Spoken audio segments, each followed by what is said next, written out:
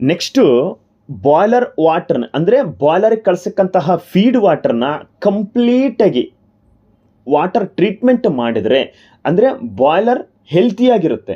ಜೊತೆಗೆ ಬೆನಿಫಿಟ್ಸ್ ಏನೆಲ್ಲ ಬರುತ್ತೆ ಅನ್ನೋದು ನೋಡ್ತಾ ಹೋಗೋಣ. First point, increase boiler life ಅಂದರೆ ಬಾಯ್ಲರ್ ಲೈಫ್ ಇನ್ಕ್ರೀಸ್ ಆಗುತ್ತೆ. Next continuous steam generation, steam supply ಏನಿರುತ್ತಲ್ಲ ವಿತೌಟ್ ಡಿಸ್ಟರ್ಬೆನ್ಸ್ ಆಗಲಾರ್ದಾಗ ಕಂಟಿನ್ಯೂಸ್ ಆಗಿ ಟರ್ಬೈನ್ ತಿರುಗುತ್ತಾನೇ ಇರ್ತದೆ, ಸ್ಟೀಮ್ ಫ್ಲೋ ಕಂಟಿನ್ಯೂ ಆಗ್ತಾನೆ ಇರುತ್ತೆ. ನೆಕ್ಸ್ಟು ರೆಡ್ಯೂಸ್ಡ್ ಮೇಂಟೆನೆನ್ಸ್ ರಿಕ್ವೈರ್ಮೆಂಟ್, ಯಾವುದೇ ಥರದ ಮೇಂಟೆನೆನ್ಸ್ ಬರ್ತಾ ಇಲ್ಲ, ನಡೆಯೋ ಪ್ಲ್ಯಾಂಟ್ ನಡೀತಾ ಇತ್ತು ಅಂತಂದರೆ ಅದಕ್ಕೆ ಸಂಬಂಧಪಟ್ಟಂಥ ಬ್ರೇಕ್ ಡೌನ್ ಆಗಿರ್ಬೋದು, ಮೇಂಟೆನೆನ್ಸ್ ಆಗಿರ್ಬೋದು, ಈ ಥರದ್ದೆಲ್ಲ ನಮಗೆ ಕಡಿಮೆ ಆಗ್ತಾ ಬರುತ್ತೆ. ನೆಕ್ಸ್ಟು ಇಂಪ್ರೂವ್ಡ್ ಬಾಯ್ಲರ್ ಎಫಿಷಿಯನ್ಸಿ, ನಮಗೆ ಬಾಯ್ಲರ್ ಎಫಿಷಿಯನ್ಸಿ ಇನ್ಕ್ರೀಸ್ ಆಗ್ತಾ ಹೋಗ್ತಾನ. ಲೈಫ್ ಇನ್ಕ್ರೀಸ್ ಆದರೆ ಬಾಯ್ಲರ್ ಸರ್ವಿಸ್ ಲೈಫ್ ಇಂಪ್ರೂವ್ ಆಗುತ್ತೆ, ಟ್ಯೂಬ್ ಡ್ಯಾಮೇಜ್ ಮತ್ತು ಕರೋಜನ್ ಆಗೋದು ಕಡಿಮೆ ಆಗುತ್ತೆ. ಕಂಟಿನ್ಯೂಸ್ ಸ್ಟೀಮ್ ಸಪ್ಲೈ ಜನ್ರೇಷನ್ ಆಗೋದ್ರಿಂದ ಸ್ಟೀಮ್ ಸಪ್ಲೈ ಸ್ಟೇಬಲ್ ಆಗುತ್ತೆ ಮತ್ತು ಪ್ರೊಡಕ್ಷನ್ ಇಂಟರಪ್ಷನ್ ಆಗದೇ ಇರುತ್ತೆ. Next reduce the maintenance requirement ಅಂತಂದರೆ ಬ್ರೇಕ್ ಡೌನ್ ಅನ್ನೋದು ಕಡಿಮೆ ಆಗುತ್ತೆ ಮತ್ತು ಮೇಂಟೆನೆನ್ಸ್ ಪೂರ್ತಿ ಕಡಿಮೆ ಆಗುತ್ತೆ. ಮೇಂಟೆನೆನ್ಸ್ ಅಂತ ಬಂತ ತಕ್ಷಣ ನಮಗೆ ಅದಕ್ಕೆ ರೀಪ್ಲೇಸ್ ಮಾಡುವಂತಹ ಮೆಟೀರಿಯಲ್ ಕಾಸ್ಟ್ ನಮಗೆ ಉಳ್ಕೊತ ಹೋಗುತ್ತೆ. ಎಫಿಷಿಯನ್ಸಿ ಇನ್ಕ್ರೀಸ್ ಆಗೋದ್ರಿಂದ ಹೀಟ್ ಟ್ರಾನ್ಸ್ಫರ್ ಏನಾಗುತ್ತಲ್ಲ ಬೆಟರ್ ಆಗುತ್ತೆ ಮತ್ತು ಫ್ಯೂಯಲ್ ಕನ್ಸ್ಯೂಮ್ಷನ್ ಕಡಿಮೆ ಆಗುತ್ತೆ. ಆಮೇಲೆ ಓವರಾಲ್ ಎಫಿಷಿಯನ್ಸಿ ಇನ್ಕ್ರೀಸ್ ಆಗುತ್ತೆ. ಇಷ್ಟೆಲ್ಲ ಬೆನಿಫಿಟ್ಸು ನಾವು ವಾಟರ್ ಟ್ರೀಟ್ಮೆಂಟ್ ಮಾಡೋದ್ರಿಂದ ಆಗುತ್ತೆ. ವಿತೌಟ್ ವಾಟರ್ ಟ್ರೀಟ್ಮೆಂಟು ಬಾಯ್ಲರ್ ನಡಿಲಿಕ್ಕೆ ಸಾಧ್ಯ ಇಲ್ಲ. ನೆಕ್ಸ್ಟ್ ಟಾಪಿಕ್ ಬಂದ್ಬಿಟ್ಟು ನಾನು ನಿಮಗೆ ಹೇಳಿದ್ದೆ, ಕೆಲವೊಬ್ರು ಯಾರೋ ರಿಕ್ವೆಸ್ಟ್ ಕಳಿಸಿದ್ರು, ಸರ್ ವಾಟರ್ ಪ್ಯಾರಾಮೀಟರ್ ಅನಾಲಿಸಿಸ್ ಬಗ್ಗೆ ನಮಗೆ ಸ್ವಲ್ಪ ಹೇಳಿ, ಜೊತೆಗೆ ಪ್ಯಾರಾಮೀಟರ್ ಬೇಕಾಗಿತ್ತು ಅಂತ ಹೇಳ್ಬಿಟ್ಟು ಆ ರಿಕ್ವೆಸ್ಟ್ಗೋಸ್ಕರ ಇಲ್ಲಿ ಕಂಪ್ಲೀಟ್ ಪ್ಯಾರಾಮೀಟರ್ನ ಕೊಟ್ಟಿದ್ದೀನಿ ಈ ಶೀಟಲ್ಲಿ. ಏನಾಗಿರುತ್ತೆ, ಹೈ ಪ್ರೆಷರ್ ಬಾಯ್ಲರ್ಗೆ ನಮಗೆ pH, conductivity, silica, iron, dissolved oxygen, total hardness, TDS, hydrogen, phosphate, ಇವೆಲ್ಲ ಏನಂತಂತಂದರೆ ಮೇನ್ ಇಂಪಾರ್ಟೆಂಟ್ ಪ್ಯಾರಾಮೀಟರ್ಗಳನ್ನ ನಾವು ಶಿಫ್ಟಿಗೆ 3 to 4 ಟೈಮ್ಸ್ ಅನಾಲಿಸಿಸ್ ಮಾಡಿ ನಾವು ಚೆಕ್ ಮಾಡಬೇಕಾಗುತ್ತೆ. ಮಿನಿಮಮ್ 3 ಟೈಮ್ಸ್ ಆದರೂ ನಾವು ಶಿಫ್ಟಿಗೆ ವಾಟರ್ ಪ್ಯಾರಾಮೀಟರ್ ಅನಾಲಿಸಿಸ್ ಮಾಡಿ ಚೆಕ್ ಮಾಡಬೇಕು. ಚೆಕ್ ಮಾಡೋದು ಇಂಪಾರ್ಟೆಂಟ್ರ ಜೊತೆಗೆ ನಮಗೆ ಇಲ್ಲಿ ಕೊಟ್ಟಿರ್ತಕ್ಕಂತಹ ಪ್ಯಾರಾಮೀಟರ್ಗೆ ಈಕ್ವಲ್ ಬಂದಿದೆನಾ ಬಂದಿಲ್ಲ, ಒಂದು ವೇಳೆ ಬಂದಿಲ್ಲ ಅಂತಂದರೆ ಏನೆಲ್ಲ ಮಾಡಬೇಕು, ಅದಕ್ಕೆ ಏನೆಲ್ಲ ಟ್ರೀಟ್ಮೆಂಟ್ನ ನಾವು ತಗೊಳ್ಬೇಕು ಅನ್ನೋದಕ್ಕೆ ಈ ಒಂದು ಸಿಂಗಲ್ ಶೀಟಲ್ಲಿ ನಾನು ಕೊಟ್ಟಿದ್ದೀನಿ.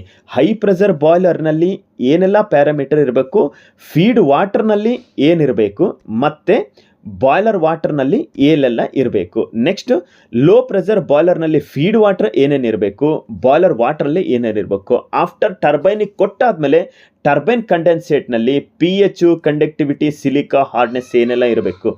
ನಾರ್ಮಲ್ ಆಗಿ ನಾವು ಫೀಡ್ನ ಕೊಡ್ತಾ ಇಲ್ಲ, DM ವಾಟರ್ ಔಟ್ಲೆಟ್ನಲ್ಲಿ ಏನೆಲ್ಲ ಪ್ಯಾರಾಮೀಟರ್ ಇರಬೇಕು. ನೆಕ್ಸ್ಟ್ ಕೂಲಿಂಗ್ ವಾಟರ್ ಅಂದರೆ ಕೂಲಿಂಗ್ ಟವರ್ ಬರುತ್ತಲ್ಲ ಪವರ್ ಪ್ಲ್ಯಾಂಟ್ಗಳಲ್ಲಿ, ಅದರಲ್ಲಿ ಏನೆಲ್ಲ ಪ್ಯಾರಾಮೀಟರ್ಗಳನ್ನ ನಮಗೆ ಬೇಕು ಅನ್ನೋದು ಒಂದು ಸಿಂಪಲ್ ಚಾರ್ಟ್ ಒಂದೇ ಶೀಟಲ್ಲಿ complete parameter. This are all right parameter. ಅಂದರೆ ನೀವು ನಿಮ್ಮ ಪ್ಯಾರಾಮೀಟರ್ನಲ್ಲಿ ಅನಾಲಿಸಿಸ್ ಆಯಿತು ಅಂತಂದರೆ ಇದಕ್ಕೆ ಕಂಪ್ಯಾರಿಸನ್ ಮಾಡಿಕೊಂಡು ಇದಕ್ಕೆ ನಿಯರ್ ಅಲ್ಲ ಈಕ್ವಲ್ ಆಗಿ ಇರೋ ಥರ ನಾವು ಮೇಂಟೈನ್ ಮಾಡಬೇಕು. ಈ ಥರ ಮೇಂಟೈನ್ ಇತ್ತಂತಂದರೆ ಹೆಲ್ತಿ ಬಾಯ್ಲರ್ ರನ್ ಆಗಲಿಕ್ಕೆ ಸಾಧ್ಯ. ಇಲ್ಲಿದೆ ನೋಡಿ, ಕಂಪ್ಲೀಟಾಗಿ ನಾನು ಇಷ್ಟೊತ್ತು ಏನು ಹೇಳ್ತಾ ಬಂದಿದ್ದೀನಲ್ಲ, ಆ ವಾಟರ್ ಟ್ರೀಟ್ಮೆಂಟ್ ಕೊಡಬೇಕು ಅಂತಂದರೆ ನಮಗೆ ಇದು ಒಂದು ಸಿಂಪಲ್ಲಾಗಿ ನಿಮಗೆ ಅರ್ಥ ಆಗೋ ಥರ ಒಂದು ಫ್ಲೋ ಡಯಾಗ್ರಾಮ್, ರಾ ವಾಟರ್ದಿಂದ ಎಲ್ಲಿಗೆ ಹೋಗುತ್ತೆ, ಏನೆಲ್ಲ ಆಗುತ್ತೆ, ನಮಗೆ ಏನು ಬೇಕಾಗುತ್ತೆ, ಸಿಂಪಲ್ ಎಕ್ಸ್ಪ್ಲನೇಷನ್ ಮಾಡಬೇಕು ಅಂತಂದರೂ ಕೂಡ ಇದಕ್ಕೆ ಟೈಮ್ ತಗೊಳುತ್ತೆ. ಓಕೆನಾ. ನೆಕ್ಸ್ಟು ನಮಗೆ ಎಲ್ಲಿಂದ ಎಲ್ಲೆಲ್ಲಿಗೆ ಬರುತ್ತೆ ಅನ್ನೋದನ್ನು ನಾನು ಇಲ್ಲಿ ಬ್ರೀಫಾಗಿ ಹೇಳ್ತಾ ಹೋಗ್ತೀನಿ. ಇದ್ರ ಮೇಲೇ ಒಂದು ಕಂಪ್ಲೀಟಾಗಿ ಡೀಟೇಲ್ನಾಗಿ ಇನ್ನೊಂದು ವಿಡಿಯೋನ ನಾನು ಮಾಡ್ತೀನಿ, ಅದನ್ನು ನೀಟಾಗಿ ಅರ್ಥ ಮಾಡ್ಕೊಳ್ರಿ, ನಿಮಗೆ ಕಂಪ್ಲೀಟ್ ಒಂದು ಓವರ್ ಆಲ್ ವ್ಯೂ ಸಿಕ್ಬಿಡುತ್ತೆ. ಓಕೆನಾ. ಇಲ್ಲಿ ನೆಕ್ಸ್ಟು ರಾ ವಾಟರ್ ಬರುತ್ತೆ, ಕೆಮಿಕಲ್ನ ಯೂಸ್ ಮಾಡೋದ್ರಿಂದ ನಮಗೆ ಅದರಲ್ಲಿರ್ತಕ್ಕಂತಹ ಚಿಕ್ಕ ಪುಟ್ಟ ಇಂಪ್ಯೂರಿಟೀಸ್ನ ನಾವು ಯಾವ ಥರ ರಿಮೂವ್ ಮಾಡ್ಬೋದು, ಆಮೇಲೆ ಕ್ಲಾರಿಫೈನಲ್ಲಿ ನಮಗೆ ಏನೆಲ್ಲ ವರ್ಕೌಟ್ ಆಗುತ್ತೆ, ಆಫ್ಟರ್ ಸ್ಯಾಂಡ್ ಫಿಲ್ಟರ್ಸ್ನಿಂದ ನಮಗೆ ಏನೆಲ್ಲ ಉಪಯೋಗ ಬರುತ್ತೆ, ಸಂಪಲ್ಲಿ ಸ್ಟಾಕ್ ಮಾಡ್ತೀವಿ, ಪಂಪ್ ಮುಖಾಂತರ ಮತ್ತೆ ನಾವು UFಗೆ ಹೋಗ್ತೀವಿ. UF ಅಲ್ಲಿ ನಮಗೆ ಏನೆಲ್ಲ ಆಗುತ್ತೆ, ಇವೆಲ್ಲ ಕೆಮಿಕಲ್ ನಮಗೆ ಯಾಕೆ ಬೇಕು, ಆಮೇಲೆ ರೀಜನ್ರೇಷನ್ಗೆ ಈ ಕೆಮಿಕಲ್ನ ನಾವು ಯಾಕೆ ಯೂಸ್ ಮಾಡ್ತೀವಿ, ಕ್ಲೋರಿನ್ ಎಲ್ಲ ಯಾಕೆ ಯೂಸ್ ಮಾಡ್ತೀವಿ, ನೆಕ್ಸ್ಟ್ UF ಮುಖಾಂತರ UF ಟ್ಯಾಂಕಿಗೆ ಹೋಗುತ್ತೆ, UF ಟ್ಯಾಂಕ್ ಪಂಪ್ ಮುಖಾಂತರ ನಮಗೆ MGF ಬರುತ್ತೆ, MCF ಬರುತ್ತೆ, ಮಲ್ಟಿಗ್ರೇಡ್ ಫಿಲ್ಟರ್ಗಳು ಬರುತ್ತೆ. ಇದ್ರ ಮುಖಾಂತರ ನಾವು RO ಪಂಪ್ ಅಂದರೆ ಹೈ ಪ್ರೆಷರ್ ಪಂಪಿನ ಮುಖಾಂತರ ನಾವು RO ಟ್ರೀಟ್ಮೆಂಟ್ ಮಾಡ್ತೀವಿ.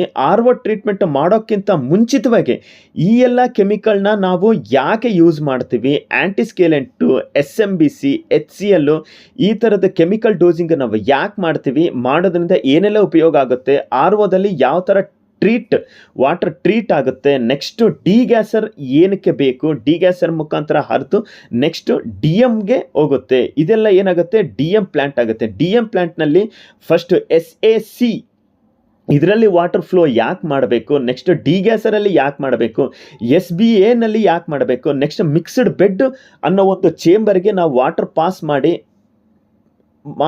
ಫೈನಲ್ ಆಗಿ ನಾವು DM ಟ್ಯಾಂಕಲ್ಲಿ ನಾವು ವಾಟರ್ನ ಸ್ಟಾಕ್ ಮಾಡ್ತೀವಿ. ಟೋಟಲ್ ಆಗಿ ಇದು ಒಂದು ಸಿಂಪಲ್ ಅಂಡ್ ಕ್ಲಾರಿಟಿ ಒಂದು DM ಪ್ಲಾಂಟ್ನ ವಾಟರ್ ಟ್ರೀಟ್ಮೆಂಟ್ ಮಾಡೋಂಥ ವೇ. ಇದ್ರ ಬಗ್ಗೆ ಒಂದು ಕ್ಲಾರಿಟಿಯಾಗಿ ನಾನು ನಿಮಗೆ ನೆಕ್ಸ್ಟ್ ವಿಡಿಯೋದಲ್ಲಿ ಹೇಳ್ತೀನಿ. ಮಿಸ್ ಮಾಡದೆ ನೋಡಿ. ಈ ಟಾಪಿಕ್ಕು ನಿಮಗೆ ಎಕ್ಸಾಮ್ ಪಾಯಿಂಟ್ ವ್ಯೂಗಾಗಿರ್ಬೋದು ಅಥವಾ ನಿತ್ಯ ಇನ್ನು ಜನರಲ್ ಬಾಯ್ಲರ್ ಡಿಪಾರ್ಟ್ಮೆಂಟು ಅಂತಂದ ಮೇಲೆ ನಿಮಗೆ ಕಂಪಲ್ಸರಿ ಈ ಟಾಪಿಕ್ ಇಂಪಾರ್ಟೆಂಟ್ ಆಗೇ ಆಗುತ್ತೆ. ಈ ವಿಡಿಯೋ ನಿಮಗೆ ಯೂಸ್ಫುಲ್ ಮತ್ತು ಇನ್ಫಾರ್ಮೇಟಿವ್ ಅನಿಸಿದರೆ ಲೈಕ್ ಮಾಡಿ, ಶೇರ್ ಮಾಡಿ, ಸಬ್ಸ್ಕ್ರೈಬ್ ಮಾಡೋದು ಮರಿಬೇಡಿ. ನಾನು ನೆಕ್ಸ್ಟ್ ಪಾರ್ಟ್ 4ಅಲ್ಲಿ ಕಂಪ್ಲೀಟ್ WTP ಟ್ರೀಟ್ಮೆಂಟ್ ರಾ ವಾಟ್ರಿಂದ ಹಿಡಿದು DM ಟ್ಯಾಂಕ್ವರೆಗೆ ಬತ್ತು ವಿತ್ ಕೆಮಿಕಲ್ಲು ಎಲ್ಲ ಫ್ಲೋ ಡಯಾಗ್ರಾಮ್ ಹಾಕಿ ತೋರಿಸ್ತೀನಿ, ತಪ್ಪದೆ ನೋಡಿ.